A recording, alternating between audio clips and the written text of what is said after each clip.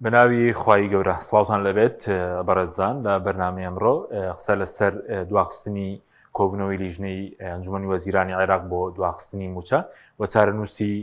موچەش دەکەین چی بەسەر دێت وا بڕیار بۆ لیژنەی کە لە ئەنجومەنی وەزیرانی عێراق پێکاتەوە بە زوونی کاتدا پرسی موچەی موچەخۆرانی رێم یەکلا بکاتەوە بەڵام تاو کێسا نەگەشتونەتە ڕێکەوتنێک لەسەر ئامادەکردنی ڕژنووسێک بۆ کۆبنەوەی ئەنجومەنی وەزیرانی عێراق هەروە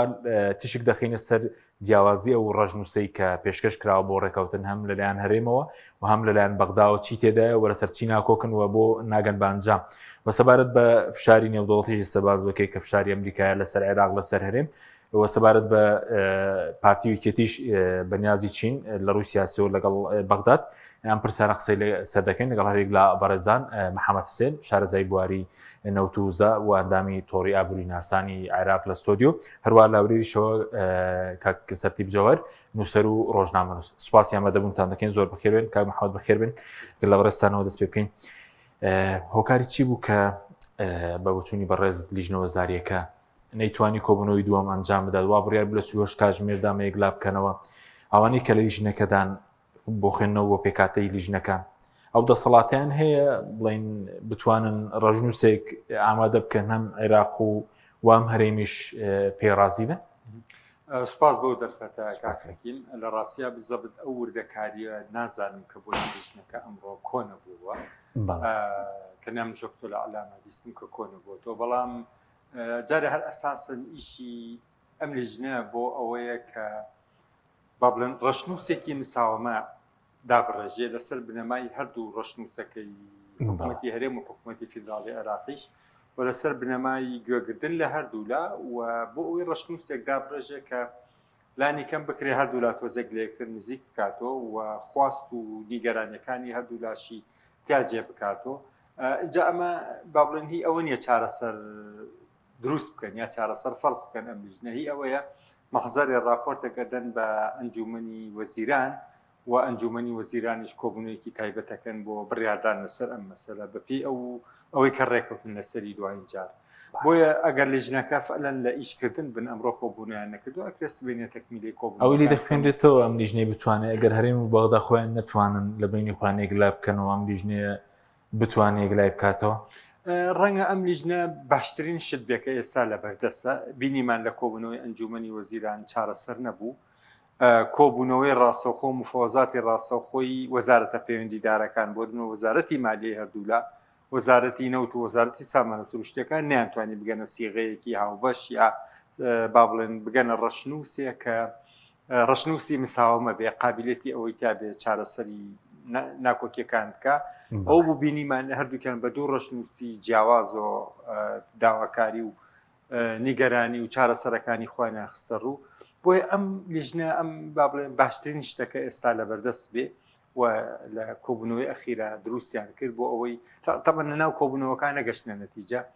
ناکۆکی هەبوو تێگەیشتن وەجهە نەزەری جیاواز لە کۆبوونەوەی ئەنجومەنی وەزیران تەبەن گەوهەری مشکیلەکە ئەوەیە بێمتمانەیەکی گەورە دروست بووە بەرپرسانی بەغا هەر ئەڵێن حکوومەتی هەرێم ئیلتیزام ناکە پابند نابێ بە هەر ڕێکەوتنێکۆ دایە ڕێژی بە یاسای بووجەوە پابند نابێ بە قەولی ئەوان بە قسەی ئەوان ئەڵێن بە چارچەوە دەستوری و قانونیەکان و پابند نابێ بۆیە ئەوان گەشتونەتە ئەو ناومێدەی کە ئەگەر بێت و بە زەختی ئەم بووجە موچە بڕینە نەبێ حکوومەتی هەرێم بە هیچ شێوەیەک نایەتە ژێربار حکوومەتی هەرێمیش تاوان یەک دنیا بیانوی هەیە کە چۆن بەغدا غەدری لە هەرێمی کوردستان کردووە بووجە و موچەی وەکو پێویست نایاوەتێ کێشەی دروست کردەوە بۆ کۆمپانیا نەوتەکان لەنی هەردوو لا یەک دنیا مشکیلە و گیر و گرفت و گلەییان هەیە لە یەکتر و هەردوو کیشیان بەڕاستی متمانیان بە یەک نییە و هەردوو لاشیان بەڕاستی ڕۆڵێکی زۆر خراپیان گێڕاوە لەوەی کە وەزئی موچە و بازار و ئابووری کوردستانیان گەیاندوتە ئەم دۆخەی کە ئەمڕۆیەتی باشە بەسەوار بە ڕۆژنووسەکەەوەی کە بەرز خوێندەوە لەبارەی نێوتەوە جیاوازێکی ئەوتۆ هەیە ئێستا بوون لە هەردوو ڕژنووسەکە هەردوو بەرهەمەکە بڵێن 200 جیاوازێکی گەورە و جدی هەیە ڕەشنووسەکەی هەرێمی کوردستان تا حدێک واقعی ترە با بڵێن ئەکرێت جێبەجێ بکرێت چونکە ئەڵە دوو سیناریۆمەیە سیناریۆیەکیان ئەوەیە بێن کۆمپانیا نەوتەکان ڕازی بکەن ئێمە 266,000 بەرمیل نەوتان ڕادەستەکەین یعنی هەرچی نەوتی کوردستان هەیە و ئەگەر کۆمپانیەکانش ڕازی ناکەن ئێمە توانین 100,000 بەرمیل نەوتان ڕادەست بێن. من وا تەسەورەکەم بەلای زۆریشەوە هەر ئەوەیە مەبەستیان ئەو بڕەنەوتەیە لە خوڕمەڵا بەرهەمەهێنرێ، چونکە ئەمە ئەتوان تەسەڕف بەمەوە بکەن لانی کەمەکو نەوتی کوردستان بەبێ ئەوەی کۆمپانیا نەوتیە نێودەوڵەتیەکان ڕازی بکرێ. بەم دوو سیناریۆوە قسەکەن کە تا حدێک ئەمە ڕنگدانەوەی ئەو واقعە پیشەسازی و بازرگانی و ئابوووریە لە کەرتی نەوتی کوردستانە هەیە. لایەنی عراقی بەبێ ئەوەی ڕەچاوی ئەوە بکە چی ئەەکەن بۆ ڕازیکردنی کۆمپانیا نەوتیەکان، یەکسەر داوای 280,000 بەرمیل نەوتەکە اینجا بڕێکی لێگلێدنەوە لە کوردستانە بۆ ئەوەی بەرهەمە نەوتیەکان نەوت و غاز و بنزین ومانە بۆ خەڵکی کوردستان دابین بکە. تەبەن ئەمە تا حدێکی زۆر ناواقعیە،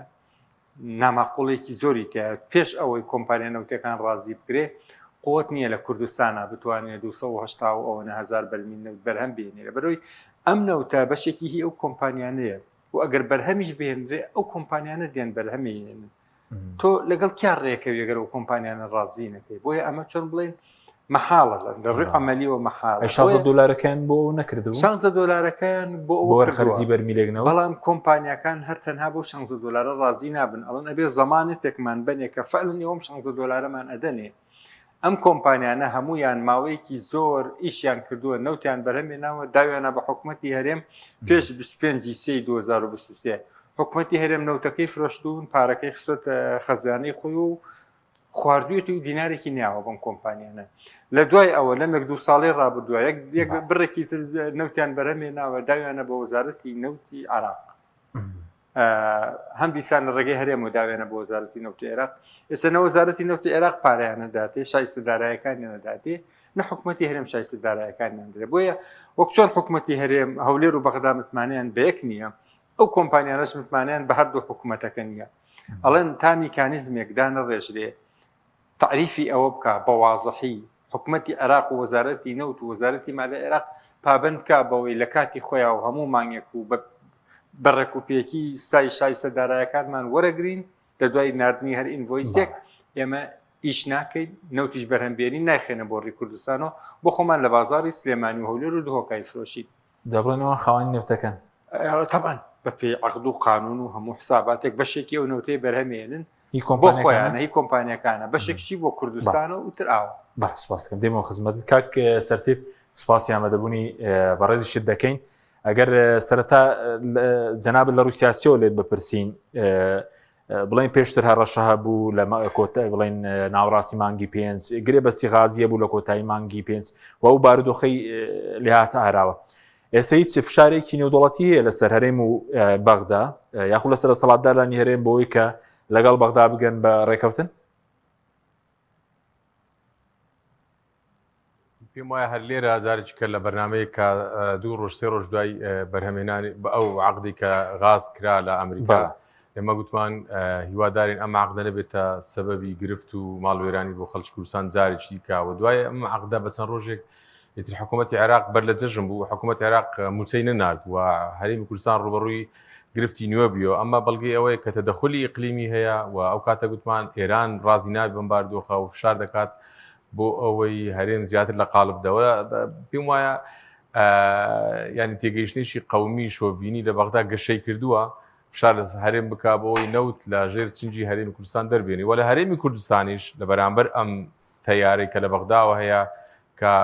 بە ناوی دەستور و جێبەجێکردنی قانون و فعلەن هەرێمی کوردستان لە تەرەفی خۆیەوە پێم وایە وەکو پێویست ئیلتیزامی نەکردو بەم ڕەشنووسی یان ئەبە و قانونی بودجەی کە نوێنەرانی کورد لە بەغدا دەنجیان بۆدا و هەرێمی کوردستانیش حکومڕانانەوە وەستمەوەیە معاملەیەکی کاتی ینی بە تێگەیشتنێکی کاتی تەکتیکی معاملە لەگەڵ بەغدا دەکەن دوور لە تێگەیشتنی استراتیژی نایەنەوە نەوتەکە تەسلیم بکەن. یعنی بەغدا دەیەوێت ئەو نەوتە لە ژێر سنجی هەرێمی کوردستان دەربێنێت بە هەر نرخێک بێ لە هەرێمی کوردستانیش بە هەموو هەوڵێک درێ ئەو نەوتە تەسلیمی بەغدا نەکرێت. لە بەغدا دەیەوێت هەرێم کۆت و بند بکە سەرباری ئەوەی کە لە هەرێمی کوردستان دەبینین عەقدەکان بە جۆرێک کراون یعنی لە تەرەف هەرێمەوە هەرێمی کوردستانیان کردوتە دیلی کۆمپانیاکان و کە ئەو هەوڕێی لای جنابیش باسی کرد. ئێستا هەرێمی کوردستان دیلی کۆمپانیاکانە ئەو نەوتی لە خاچی هەرێمی کوردستان لە ژێرزەوی بەرهەم دەهێنرێت. نەوتی هەرێمی کوردستانی حالی حاضر بە تەواوەتی بەڵکو پشتی گەورەی بۆ کۆمپانیەکانە بە پێی داتای حکوومەتی هەرێم کە پێشتر بڵاو کراوەتەوە لە 58 ئەو نەوتە داهاتی ئەم نەوتە بۆ کۆمپانیەکانە و ئەم شەڕی ئێستا حکوومەتی هەرێم یان با بڵێن حکومڕانانی هەرێمی کوردستان نەک حکوومەتی هەرێم دەیکەن نانەوە نەوت تەسلیمی بەغدا بکەن ینی جەرگ سۆژەکەیان بۆ نەوتی هەرێمی کوردستان و سامانی کوردستان نیە بەڵکو لەوە تێدەگەن کە ئەگەر نەوتەکە تەسلیمی بەغدا بکەن ئەو چەکە ئەو کارتە گرنگیان لەدەست نامێنێ کە سەرچاوی داهاتێکی گەورەیە بۆ خۆتان دەزانن پەرلەمانتارانی هەرێمی کوردستان چەندجار ڕایان گەیاندووە یان بەرپرسان یان خەڵکانی دیکەی حزبی کە نزیکن لە زانیاری $1 ئەم نەوتە نایەتە ناو خەزێنەی هەرێمی کوردستان بۆیە شەڕی حکومڕانانی هەرێمی کوردستان شەڕ نییە لە پێناو خەڵکی کوردستان لە بەغدا بەڵکو شەڕە لە پێناو بەرژەوەندیەکانی خۆیان بە نەتیجا یعنی ئەوەی کە دەیبینین بە لە زیاتی دانان کە شەڕێکە لە پێناو نەوتەکەش پارەکەی نایەتەوە ناو خەزینە دەوڵەت کەواتە ئەم شەڕە بۆ بەرژەوەندی خۆیانە نەک شەڕێک بێ لە پێناو خەڵکی کوردستان و لە پێناو سەرۆری خەڵکی کوردستان و لە پێناو بەرژەوەندی و ئایندەی خەڵکی کوردستان بلعکس ئەو نەوتەی ئێستا هەیە ینی زۆر ئەو قسەی دووبارە کراوەتەوە یان دووبارەمان کردوتەوە ئەوەیە کە لە باتی ئەو بێتە هۆکاری دابینکردنی و گەرنتیکردنی بەرژەوەندی ئێستا و داهاتووی خەڵکی کوردستان ئێستا بۆتە سەبەبی گرفتی گەورە بۆ خەڵکی کوردستان یعنی ئەگەر نەوتەکەمان گریمان دەرنەهێنا بووایە وەکو چۆن کاتی خۆی نوری مالیکی لە 2014 بوو ئەگەر غەڵەت نەبووتی کاکە نەوتەکەتان دەرمەهێنن با بۆ ئەجیالی داهاتوو بێ با بۆ نەوەکانی داهاتوان بێ کەچی لە هەرێمی کوردستان دەستیان برد بۆ زیاتر گرێبەستکردن لەگەڵ کۆمپانیەکان گرێبەست بە جۆرێک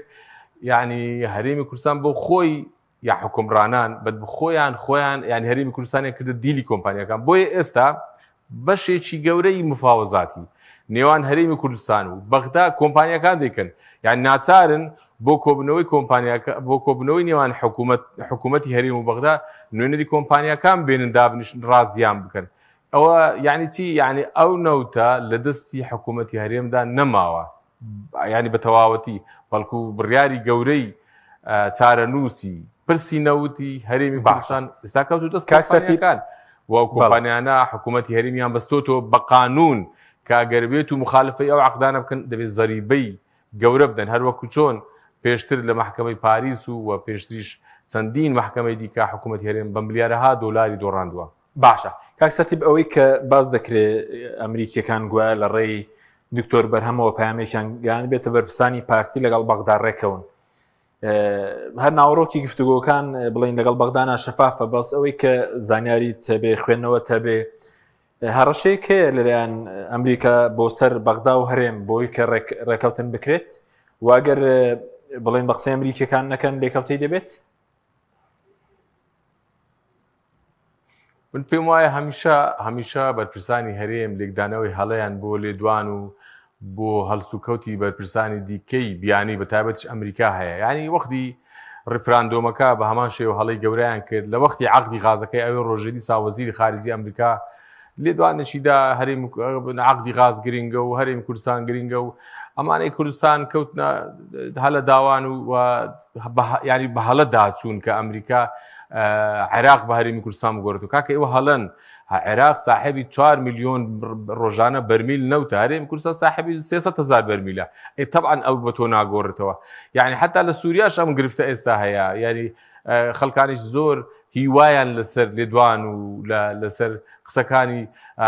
رووسیا ئەمریکا هەڵچنی دەرنەچوو دوایی بۆ چکەمانە بە دوای بەرژەوەندی خۆیانن ئەمریکا لەم بارودۆخی ئێستا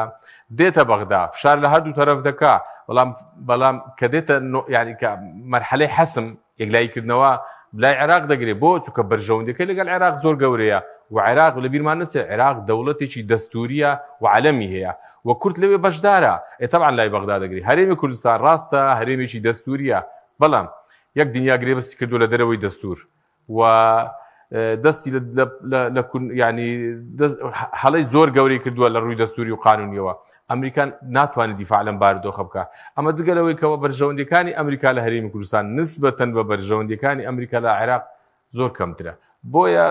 نابێ هیوا لەسەر ئەمریکا هەڵچنین بەڵکو با ئێمە هیوا لەسەر چاکردنی حکومڕانی یەکڕزی ناوەخۆ شەفافکردنی داهات یعنی ئەوی پێ دەگوترێت تەوافقی ناوخۆ هەموو لایەنەکان ئەگەر بەشدار بن لە حکومڕانی و داهات شەفاف بێ و حکومڕانێکە باشتر بکرێت طبعا هیوا لەسەرەوە دەبێ هەڵسی نەک تۆ پەرلەمان دابخەی و حکوومەتێکی کاربڕێکەری لە دەرەوەی قانون و شەرعیەتت هەیە و هیچ مؤسسەیەکی ڕقابەت شەرعیەتی نەماوە و گرێبەستی ناقانونی و نادەستوری لەگەڵ کۆمپانیەکان دەکەن باتەمای خەڵک پشتیوانی ناکە یعنی وا گەیشتونێتە مەرحەلەیەک ئێمە لە باتی ئەوەی بیر لە جیابوونەوە بکەین لە عێراق ئێستا ئێمە دەمانێت ببینە عێراقی عێراق قبوڵنی ئێمە بینە عێراقی عێراق دەرگای لێ داخستوین تۆ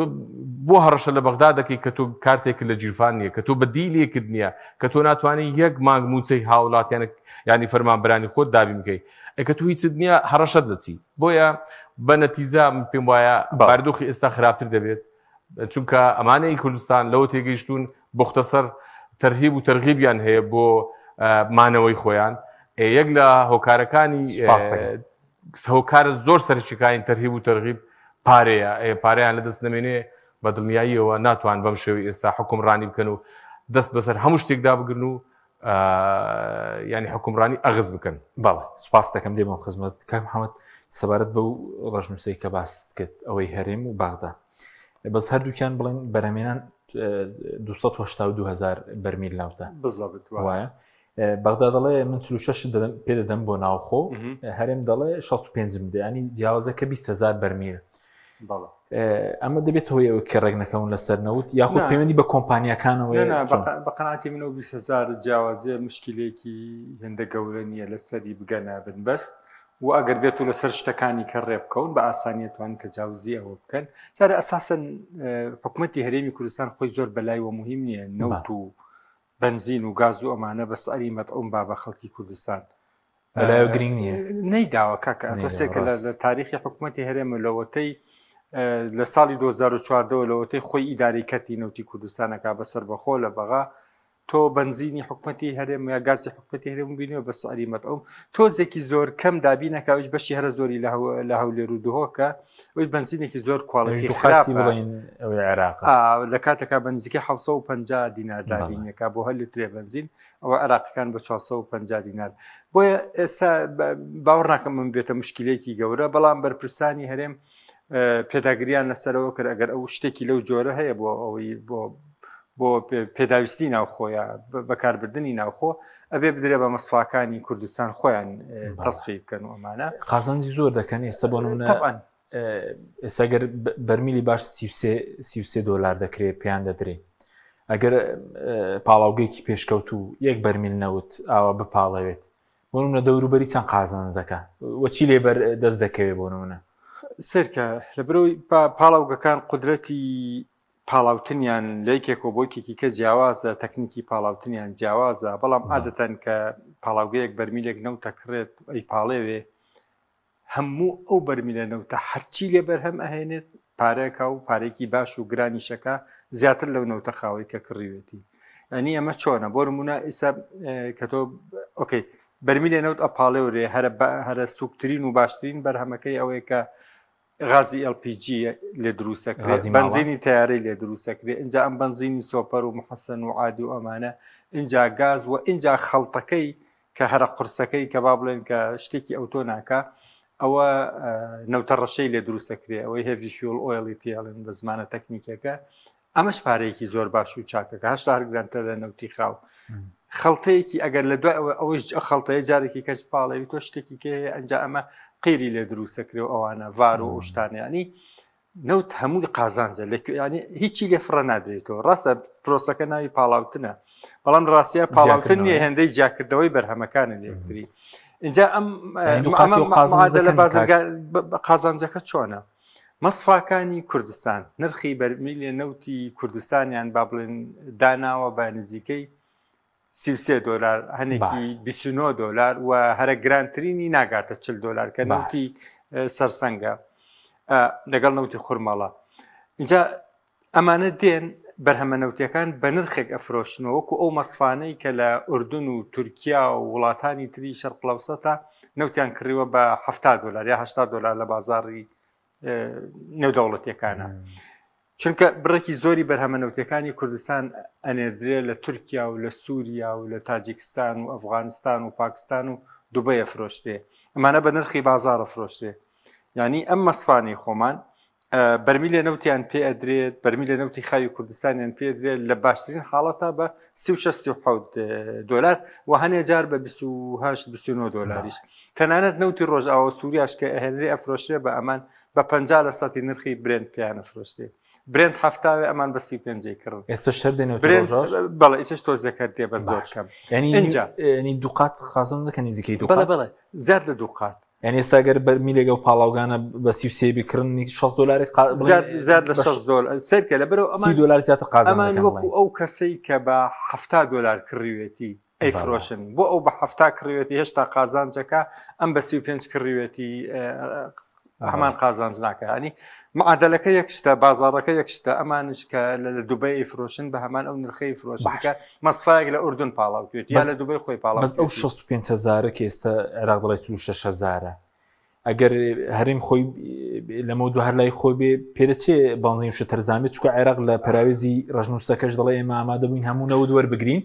و 450 دیناریش بانزین دابین کەین و ئێمە جارێ نازانین سەری مەدعومی داهاتووی حکوومەتی هەرێم بۆ بەرهەمەنەوتیەکان چەند ئایا وەکو عێراق 450 دینار و 500 دینارە بۆ بنزینی ئاسایی نۆرمال یاخود وەکو پێشتر ئەیەن بۆ بە 750 دینار یا 700 دینار یا 900 دینار بۆیە بەڕاستی ئەمە قراری سیاسیە قراری حکوومەتی ئەوێ بۆی برار لەسەر ئەوە بن چونکە هێشتا معلوم نیە ئایا وەزارەتی نەوتی عێراق حکوومەتی هەرێم ناچارەکەن بە سەری بەغا و بەسرە لێرەش بەرهەمەنەوتیەکان بە سەری مەدعوم بفرۆشێ ئەمەیان دیار نییە جارێ نەبووتە ڕێکەوتن بەزین پاڵاوگەینەوە بڵێن حکمیمان نییە ئەو پاڵاوگانێکیان پێشکەوتون بڵێن هەمووی پاڵاوگەی کەرتی تایبەتن ئەوە لە کوردستانە بەڵێ پاڵاوگەی زۆر پێشکەوتون بەشێکیان بە مواسەفاتی یۆرۆفای فەتوان بەرهەمەنەوتیەکان بەرهەم بێنن لە عێراقا بەس پاڵاوگەی کەربەلا هەیە بەقەدەر ئەمانی لای خۆمان پێشکەوتوو بێت ئەی خەلەرێکی گەورەی پاڵاوگەی حکومیمان نەبێت لە وڵاتێکی نەوتی واللهی ئیتر واقعەکە ئەوەیە کە ئیسە نیمانە ئایا ئەمە باشە یا خراپە ئەمە پرسیارێکی ترە بۆ نیمانە ئەمەش هەم دیسان پرسیارێکی ترە کاتی خۆی قرابینەکە ئەوە بوو حکوومەتی فێدراڵی عێراق لە سەردەمی وابزان دوای ماوەی ئیدارەی برێمەر بوو دامی ئەوەی کە دوو پاڵاوگە دروست بکرێکە لە هەولێروێکە لە سلێمانی بۆ ئەنی پاڵاوگە بێ بۆی خزمەتی خەڵکی کوردستان بکە دوای ئەم پاڵاوگە بوو بە هی کەرتی تایبەت ئۆتۆماتیکی هین لە هەردوو لە بەڵێ یەکیان ئەو پاڵاوگەی بازیانێکیان ئەوی پاڵاوگەی کەڵەکە ئەمە بە دامی حکوومەتی عێراق دروست کرا بۆ ئەوەی بەرهەمەنەوتەکان بۆ خەڵکی کوردستان دابین بوو بە کەرتی تایبەت پاڵاوگەی دۆرە هەیە و پاڵاوگەی بێجی هەیە بەڵام ئێستا پاڵاوگانە ئۆتۆماتیکی بوون بە پاڵاوگەی کەرتی تایبەت نەک پاڵاوگەی حکوومەتی هەرێم ئەمە بەشێکی تر لە ئەو کردارانەی کە وای کردو هەمیشە حکوومەتی هەرێم لا داما و ڕەجاڵ و قەرزار بێ بەڵام لە بەرامبەرە پارتی وەکێتی دەوڵەمەندن قاسەیان پڕە یا لە ناو پارتی وەکێتی یا مەسوولەکانیان هەنێ سەرکردەی ئەوەی پۆلی یەکەم و دووەمیان ملیاردێرە بەڵام حکوومەت لاتە ئەم بەشێکە لەو معادلە هیچی تازە نیە. ئەی سەرنج لە سەبارەوەی کەڵم داهاتی نەوت سفرە سەو زیرێک دەی و داهاتی نەوت سفرە خۆی نەوتە فرۆشترێ داهاتی نەوت سفرە کەمێ داهاتی هەیە بەڵام دیارە ئەو داهاتانە ناگاتۆ قاسەکەی وەزارەتی مالیە بۆ چۆن ئەویان نازانمە بێ حکوومەت جواب باتۆ بەڵام خۆی وازە حەکەتۆ 300,000 بەرمیل نەوتە فرۆشی یا 282 کەش بفرۆشی ئێمە داهاتی هەیە خۆتە نەوت بە پارە فرۆشتێ بە دۆلارە فرۆشتێ ئەکی داهات سفر نییە بەڵام تر ڕەنگە معادلەکە بە جۆرێک بێ داهاتەکە من جارێکیان بیستم بەرپرسێکی حکوومەت دەیگوت بەشێکی ئەوەی کە حکوومەتی هەرێم لەم نەوت فرۆشتنە تەنها ئەوەی بەرەکەوێ ئێمە ئەیین بە کرێی بەرهەمهێنانی ئەو غازە خاوەی کە وێزگەکانی بەرهەمهێنانی کارەبایش پێکە غازەکە هی خۆمانە بەڵام لە نەتیجا کۆمەڵە کۆمپانیا بەرهەمهێنن تۆ بێ کرێ بیتەوە کۆمپانیا لەوێش بڵێ حکوومەت شایستەی داراییان بیتێ بەڵام ئەو کۆمپانیانش لەگەڵ ئەو غازا بۆ نمونە کۆندنسیت بەرهەمهێنن شتیکە بەرهەمهێنن ئەوانش ئەوە فرۆشن بەرحاڵ معادلەکە تۆزێ ئالۆزە بەڵام وەکو تۆ نەتیجەکە بۆ خەڵکو و بۆ حکوومەت ئەوەیە کە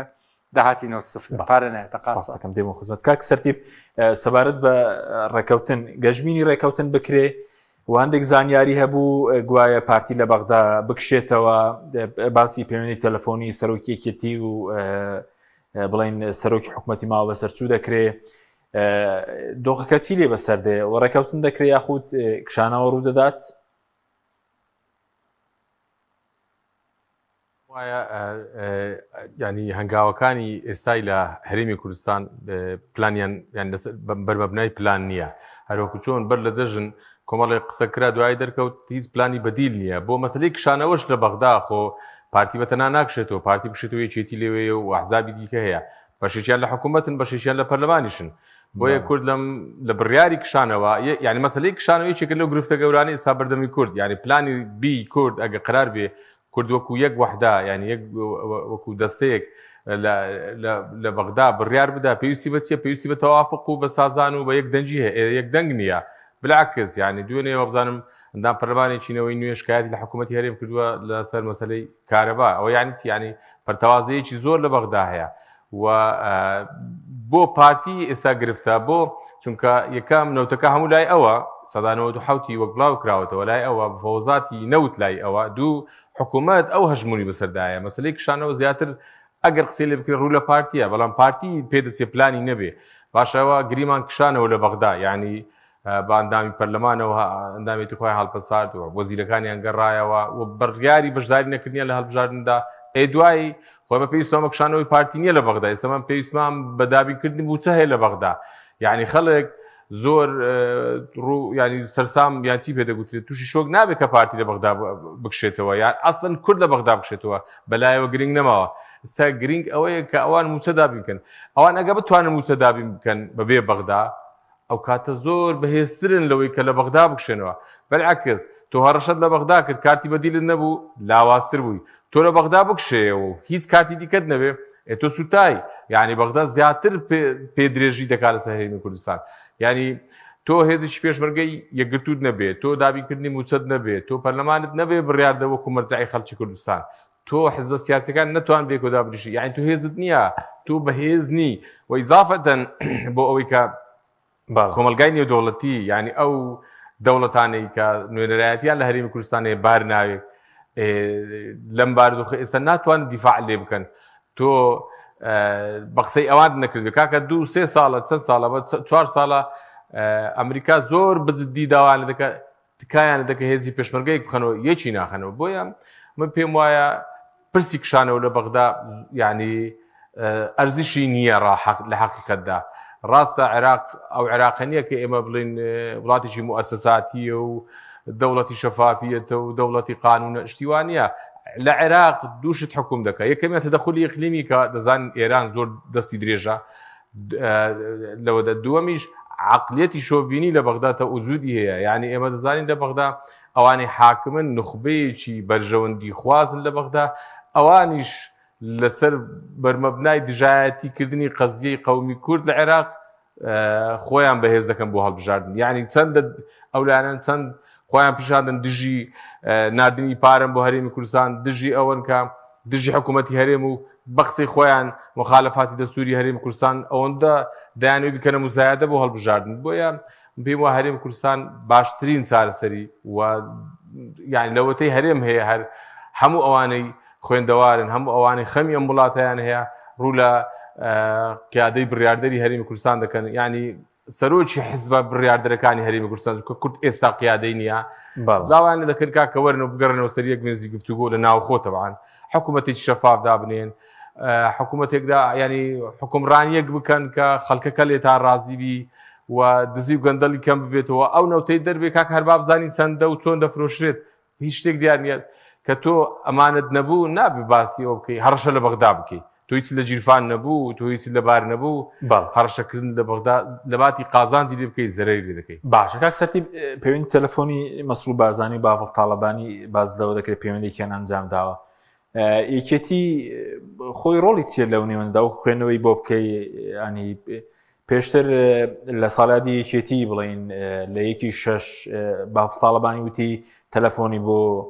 سوودانی کردووە و ئەگەر پێویست بکات چێ بەغداوە بەڵام هیچی دیار نەبوو، ڕۆڵ یەکێتی چیە لەو نێوەندەدا؟ پێم وایە بەشێک لەو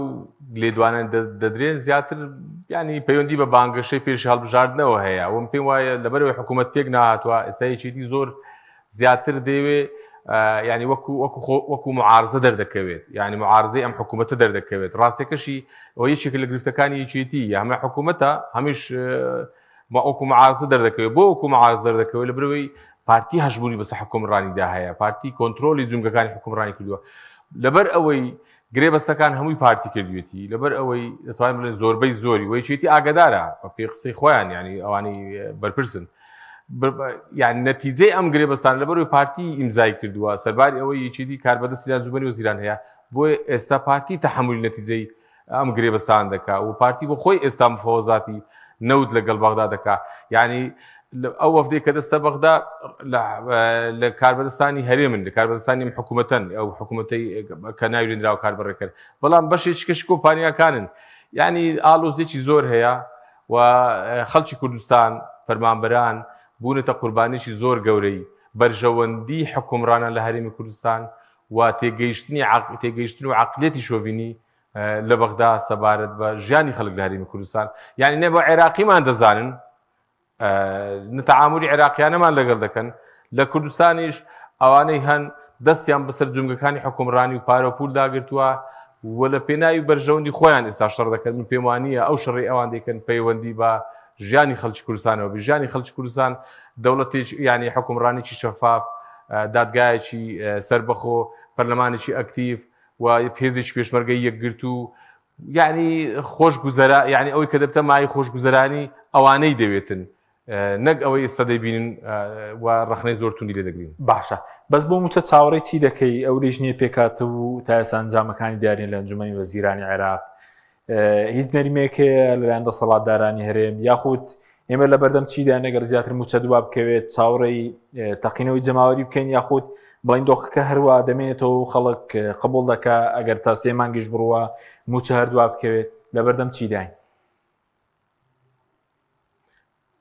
پێم وایە ئەو مفاوەزاتی کە دراوەتە لیژنەکە دەسەڵاتیان زۆر نییە یعنی ئەو مفاوەزاتی کە بە مباشری لە بەغدا کرا ئەو باشتر بۆ چونکە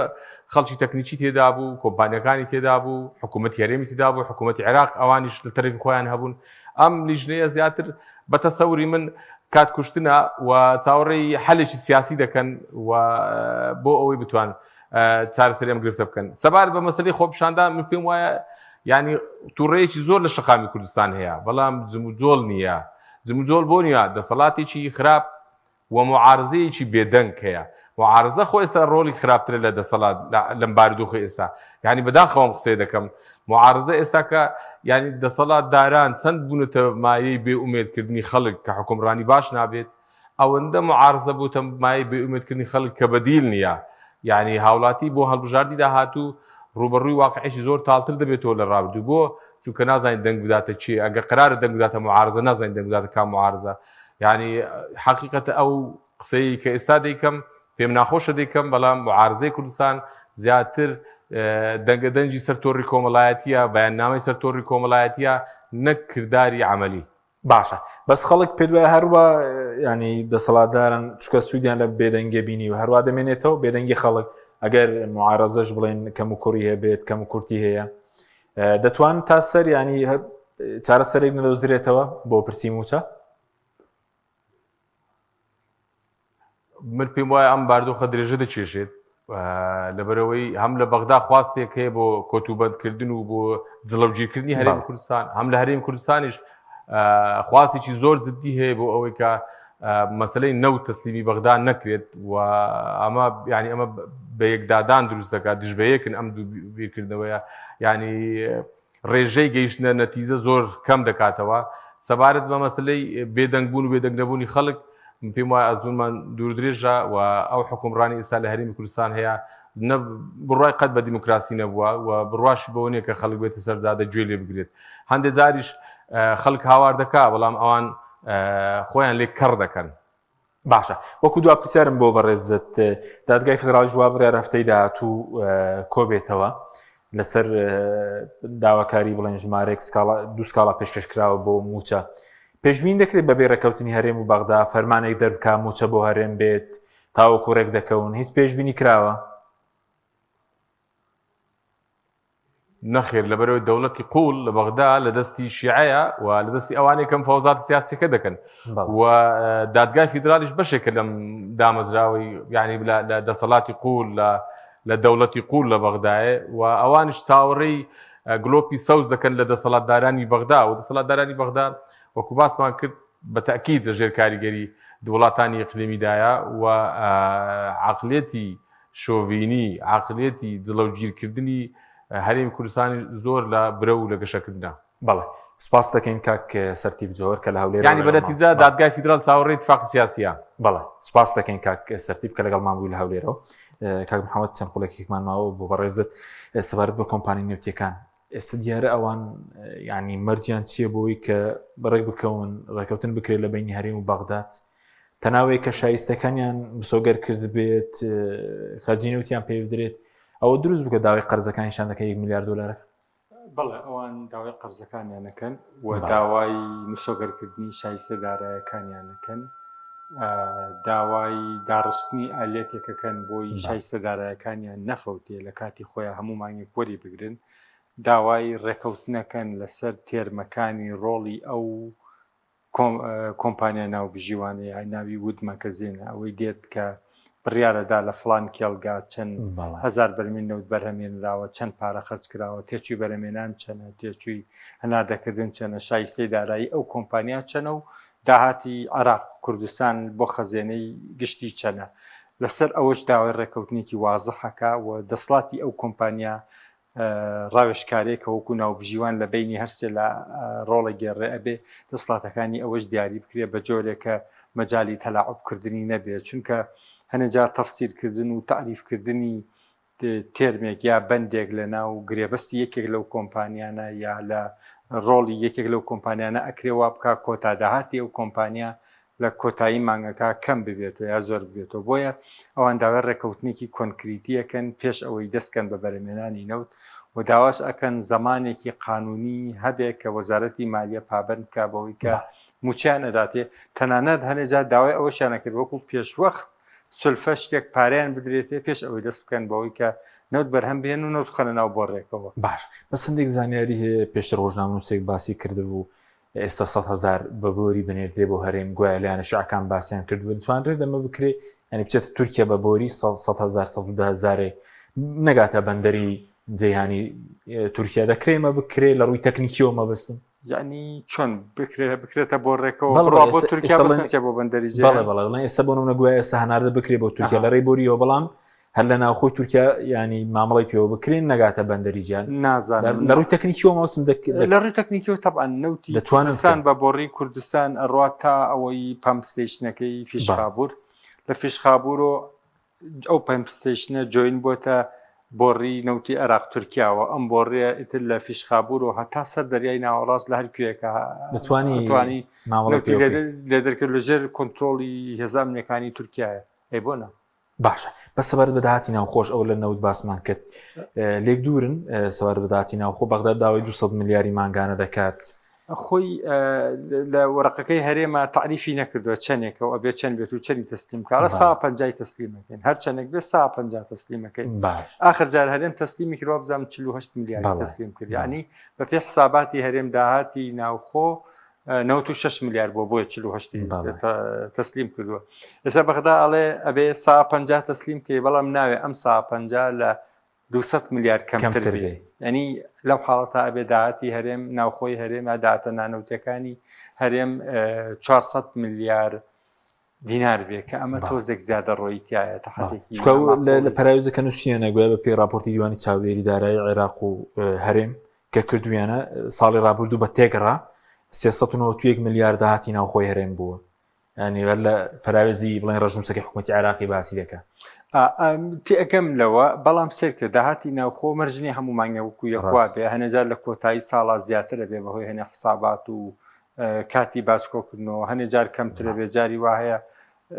تەبیعەتی داهاتە نانەوتەکان لە عێراق وایە کەی داهاتی نەوت زۆر بوو داهاتە نانەوتەکانی زۆر بێ کەی داهاتی نەوت کەم بوو داهاتە نانەوتەکانیش کەمە بێ بۆیە علاقەیەکی ڕاستەوانەی ڕاستەوخۆ هەیە لە بینی داهاتی نەوتی و داهاتی نانەوتیە ئێستا لە کوردستانە کە داهاتی نەوتی نییە موچە نادرێ ئەکی داهاتی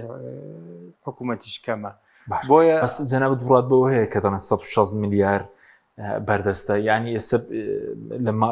ساڵێن لەم ساڵدا دیناریکەم بۆ موچە خەرج نەکردووە ینی خەزێنەکە 160 میلیاری تێداوێ واللهی خۆیتر ئێمە بێ ئمە گوێلەوە گرین کە بەرپرسانی حکوومەت ئەمە چونکە ئەوان لە نتیجە ئێمە مشکلەوەی لە کوردستانە داتا و زانیاری نییە ئەو شتێ علاقەی بە باری ئەمنی و بە باری داراییوە هەیە لە کوردستانە وەکو سنووقێکی ڕەشوایە هیچ داتا و زانیاریەک نییە مەجال نادرێت ڕۆژنامەنووس و خەڵکی و جەنابتان چە بەدوادا چونکە تۆ لە نتیجای بێ بڕوا بۆ شتە بکەی کە فلان وەزیریا سەرۆک یا جێگری سەرۆکی حکوومەت پێتەڵێ دوپسەر ئێمە لە بەردەم چی داین موچە پێچێ بێ ئاماژەکان لەناو خۆشخۆ بەدیل هەیە نییە من هەر هەمانە و قەنەعەتی کاکە سەرتیپم هەیە کە ئەم مشکلانە مشکلی سیاسین بە دەرەجە یەک وە سەرەتا ناکۆکی سیاسیش ئەم ناکۆکی نەوتی و دارایانەی دروست کردووە مەحاڵە ئەم مشکلانە چارەسەر بکرێت تاوەکو ڕێکەوتنێکی سیاسی نەکرێ و بەرپرسانی هەرێمە بخوان یەکلاکەنەوە گەرتۆ هەرێمێکی فیدراڵی لە ناو دەوڵەتی عێراقا بچیوەکو عێراقیەک لە بەغا شەڕی مافەدە سووریەکانی خەڵکی کوردستان بکەیت و تەسبیتی بکەینەک تۆ پێیەکە لە ناو عێراقا دەوڵەت دروستەکەی داتوێ پارەی لێوەرگری پێیەکی ترشی لێرە باسی جودای خوازیەکەیت و ئەڵێ من ئەبێ سەر بەخۆی نەوتم هەبێ و سیادەم هەبێ و چیچ و ئەمانەیە باسی هەنێ مەلەف و حساباتی سیاسەتی خارجیەکەی کە ئەم بابەتانە یەکلا بۆ تۆ بەپێی دەستوری عێراق و خەڵکی کوردستان و حکوومەتی هەرێمیش ئەمەی قبول بۆ دەنگیاوە بۆم دەسوورەکە مەلەفی سیاسەتی خارجی ئایدی دەوڵەتی فیدراڵی عێراقا مەلەفی ئەمنی و دیفاعی هەموو عێراق ئەبێ ئیشی دەوڵەتی فیدراڵی عێراقا یعنی ئەم شتانەی بە بەلاش کردێتە سەریەشە بۆ خۆی حکوومەتی هەرێم بۆیە ئەبێ حکوومەتی هەرێم خۆی یەکلا کاتۆ و بەپێی ڕێکار و چوارچەوە قانون و دەستوریەکان ئیش بکە شەڕ بکە بۆ تەزبیتکردنی مافەدارایی و سیاسەکانی خەڵکی کوردستان و لەگەڵ ئەوەشە خۆی بێتە ئەنسورێکی ساڵح لەگەڵ لەوەستی سیاسی عێراق ئەنسوری نائارامی و مەشاکل ڕوونژ نموچەکەکەی دێوایە تا ئێستا نا ئەویان بەڕاستی زەحمەتە هیچ کەسێک بتوانێت جا بباتەوە بەڵام وازەحە تا ئەم کێشە سیاسیانە چارەسەر نەکرێ ئەم مانگەش بێ زەمان نیە مانگی داهاتوو هەم گرفتی بۆ دروست ناکات سوپاس دەکەین کاک محەممەد حسێن لە ستۆدیۆ هەروە لە هەولێری شۆ کاک سەرتیپ جەوهەر سوپاس بۆ بینەرانی بڕە سوپاس باوکارن خواتان هەوڵ